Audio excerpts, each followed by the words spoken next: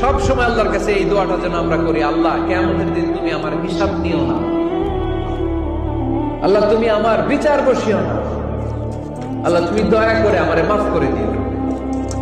আল্লাহ যার বিচার করবেন ও জাহান্নামে যাবে, আর যার বিচার করবেন না সে জান্নাতে যাবে।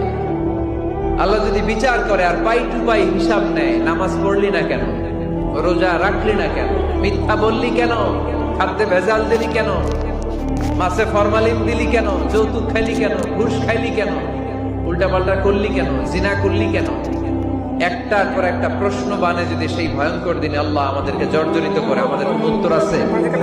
সেদিন আমাদের বাঁচার কোনো উপায় আছে? তাই আমরা সবাই আল্লাহর কাছে দোয়া করবো, আল্লাহ কোনো বিচার টিচার মানি না, কোনো বিচার করতে পারবো না, দয়া করবা। কথা কয় না?